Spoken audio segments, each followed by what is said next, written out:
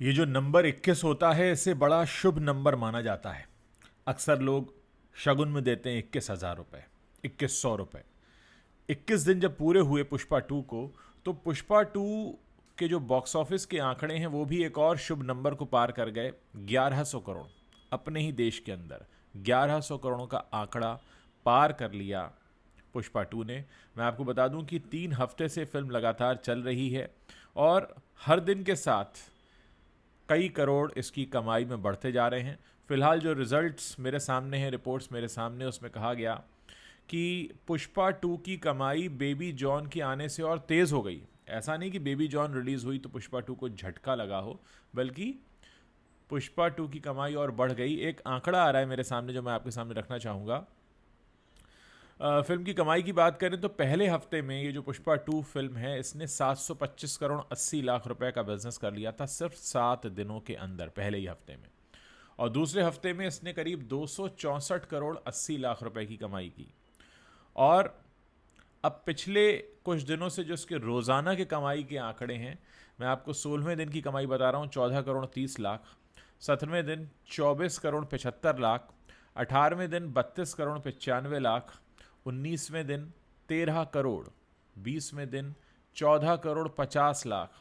और अब फिल्म के 21वें दिन के जो कमाई के शुरुआती आंकड़े हैं वो आ गए हैं। और बताया जा रहा है कि 21वें दिन, जबकि बेबी जॉन भी आ चुकी है, एक फिल्म तो आई है चाहे जैसी भी है, 19 करोड़ 75 लाख। तो इस तरह से अब तक पुष्पा 2 द रूल ने जो कुल कमाई का आंकड़ा है वो पार कर लिया है 1109 करोड़ 85 लाख रुपए का। इसमें अगर हम भाषा के हिसाब से देखें तो तेलुगु में जो कमाई हुई है वो 316 करोड़ 30 लाख। तेलुगु वो भाषा है जहाँ के स्टार माने जाते हैं, जहाँ के सबसे बड़े स्टार माने जाते हैं, सुपरस्टार माने जाते हैं अल्लू अर्जुन। हिंदी में 716 करोड़ 65 लाख। यानी कहाँ तेलुगु में सिर्फ 316 करोड़ 30 लाख कमाया है, वहीं हिंदी में 716 करोड़ 65 लाख। तमिल में 55 करोड़ 35 लाख।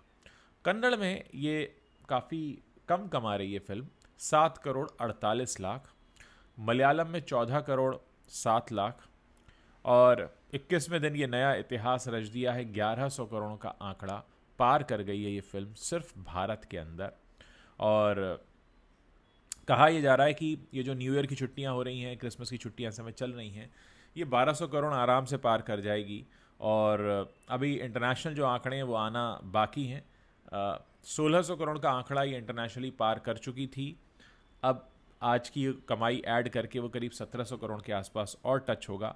देखते हैं कि अगले 7 दिनों के अंदर पुष्पा 2 का जलवा किस तरह से ऊपर जाता है। लेकिन दोस्तों, अपने आप में एक बहुत हैरान करने वाली बात है कि 3 हफ्ते से ये फिल्म लगातार चल रही है। इसको लेकर कंट्रोवर्सीज भी हो गई, इसके हीरो को जेल भी जाना पड़ा, लेकिन पुष्पा का जलवा रुका नहीं है। ये भी सामने आया कि बॉलीवुड का एक प्रोडक्शन हाउस है यशराज फिल्म्स, उन्होंने कॉन्ग्रेचुलेट किया है अल्लू अर्जुन को। एक तरह से बॉलीवुड अब सजदा कर रहा है अल्लू अर्जुन के सामने और उनकी कामयाबी को सलाम कर रहा है। और इसके जवाब में अल्लू अर्जुन ने कहा है कि मैं तो चाहता हूँ कि बहुत जल्द वाईआरएफ की कोई फिल्म आए, यशराज की कोई फिल्म आए और इस मेरे रिकॉर्ड को तोड़े। तो ये एक अलग तरह का अप्रोच है अल्लू अर्जुन का। वो भी जिस समय अल्लू अर्जुन ये अप्रोच दिखा रहे हैं, आप देखिए कि उनके ऊपर बहुत सारी पॉलिटिकल बयानबाजियां चल रही हैं, जेल जा चुके हैं, मामला थमा नहीं है। 25 लाख रुपए का मुआवजा देने की उन्होंने बात कही थी उस बच्चे को, उस बालक को जो कि घायल हो गया था उनकी स्क्रीनिंग के दौरान मची भगदड़ में। वो 25 लाख रुपए की मुआवजा राशि जो उन्होंने बढ़ाकर अब 2 करोड़ कर दी है, जिसमें से 1 करोड़ तो खुद अल्लू अर्जुन दे रहे हैं और 50-50 लाख इस फिल्म के प्रोड्यूसर और डायरेक्टर दे रहे हैं। उसके बाद भी ये मामला अभी थमा नहीं है, रुका नहीं है। जितनी तेज़ी से पुष्पा 2 का ग्राफ ऊपर जा रहा है, उतनी ही तेज़ी से कंट्रोवर्सीज़ हैं वो रुकने का नाम नहीं ले रही हैं। अब तो यहाँ तक चेतावनी दे दी गई है अल्लू अर्जुन को कि अगर उन्होंने तेलंगाना के सीएम के बारे में कोई भी बयानबाजी की तो फिर उनकी कोई भी फिल्म तेलंगाना में रिलीज़ नहीं होगी। तो अपने आप में एक बहुत बड़ा मामला है। और अब मैं आपको बता दूं कि साउथ की एक बहुत बड़ी फैमिली से आते हैं अल्लू अर्जुन। इनके परिवार के कई सदस्य हैं जो हिस्सा रहे हैं फिल्म इंडस्ट्री का और बहुत अच्छा खासा प्रभुत्व रखते हैं। चिरंजीवी हो, पवन कल्याण हो, रामचरण तेजा हो, ये सब एक ही परिवार का हिस्सा हैं, एक ही कुनबे का हिस्सा है। और ऐसे में ये जो पूरा मामला निकल कर आया है जिसमें सीधे सीधे पॉलिटिकल बयानबाजी हो रही है, ये देखिए साउथ के मद्देनज़र ये और भी इम्पॉर्टेंट इसलिए हो जाता है क्योंकि साउथ में एक रिवाज रहा है फिल्म स्टार्स को राजनीति में लाने का, और वहाँ की जो राजनीति है वो काफ़ी भावना प्रधान है, इमोशंस पर होती है। और आप जानते हैं कि फिल्म स्टार्स के लिए इमोशंस को कंट्रोल करना, किसी के मन में कोई इमोशन लेकर आना कोई बहुत बड़ी बात नहीं होती है। तो ऐसे में अल्लू अर्जुन की ये जो पूरी की पूरी कंट्रोवर्सी है वो एक नई तरह का माहौल वहाँ पर रख रही है। आने वाले समय में क्या अल्लू अर्जुन या उनके परिवार का कोई सदस्य किसी पॉलिटिकल पार्टी की तरफ से मैदान में कूदेगा? क्या अल्लू अर्जुन अपनी खुद की पॉलिटिकल पार्टी बनाएंगे? अभी तो ये जो दौर है ये उनके फिल्मों में काम करने का है, लेकिन आगे, क्योंकि बहुत सारे समर्थक हैं अल्लू अर्जुन के, वो निराश भी हैं, परेशान भी हैं। कुछ लोगों ने उन्हें निशाना बनाया तो उनको लग रहा है कि एक ऐसा हीरो जिसने इतनी बड़ी फिल्म दी उसको निशाना क्यों बनाया जा रहा है।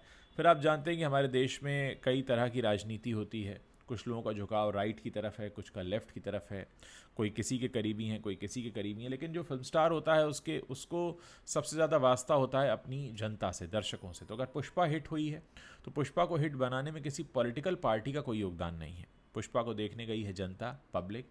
और ऐसा माना जा रहा है कि अल्लू अर्जुन को लेकर जो इतनी सारी पॉलिटिकल बयानबाजी हो रही है उसके पीछे भी यही वजह है, क्योंकि जो राजनेता हैं आंध्र के, तेलंगाना के, साउथ के, वो ये चाहते हैं कि क्योंकि अल्लू अर्जुन अभी पॉपुलैरिटी के चार्ट पर सबसे ऊपर चढ़े हुए हैं, कहना पड़ेगा कि वो इस समय हिंदुस्तान के सबसे बड़े फिल्मी हीरो हैं। मैं असल ज़िंदगी के हीरो की बात नहीं कर रहा, पर फिल्मी हीरो तो हैं।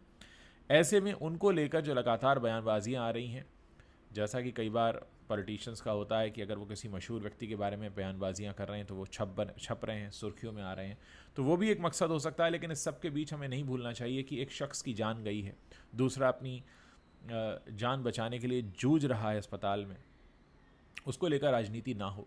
और निश्चित तौर पर इस पूरी घटना से सबक सीखने की भी ज़रूरत है कि अगर किसी भीड़ भाड़ वाली जगह पर कोई बड़ा सेलिब्रिटी जा रहा है तो एक बहुत बड़ी जिम्मेदारी बन जाती है उसकी अपनी खुद की, कि वो इन्फॉर्म करे पुलिस को। और अगर जैसा बंदोबस्त चाहिए वैसा नहीं है तो वो ऐसी जगहों पर ना जाए, क्योंकि उनकी वजह से बहुत सारे और लोगों को परेशानियां हो सकती हैं। और हो सकता है कि कोई ऐसी स्थिति बने जैसी कि ये बनी, जो कि बहुत दुखद थी। संध्या थिएटर के बाहर भगदड़ मचती है और एक महिला की जान चली जाती है, उसका बच्चा अभी तक जूझ रहा है। तो कुल मिलाकर जो अप्रोच है वो ये होनी चाहिए कि हम इस घटना से सबक सीखें और आगे बढ़ें, ना कि इसको लेकर कोई राजनीति करें, क्योंकि जो सबक लेना है वो तो मिल चुका है। उम्मीद है कि ऐसे हादसे, ऐसी घटनाएं हमारे देश में दोबारा नहीं होंगी।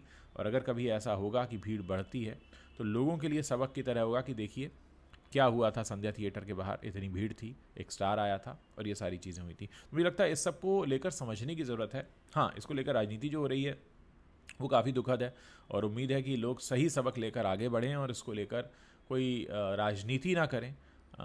यहाँ पर जो संदेश दिया जाना चाहिए वही दिया जाए। ऐसा ना हो कि उसकी आड़ में फिर राजनीति शुरू हो जाए, क्योंकि वहाँ से फिर लगता है कि जनता का ध्यान भटकाने की कोशिश होती है। फिर आप इसका कसूर और उसका कसूर में उलझते हैं और वहाँ पे फिर समझदारी जो है वो पीछे रह जाती है और राजनीति हमारे दिलो दिमाग पर हावी हो जाती है। क्या सोचते हैं आप इस पूरे मसले पर? आप अपनी जो भी राय रखते हैं मेरे इस वीडियो के नीचे कमेंट सेक्शन है वहाँ पर लिख कर बता सकते हैं।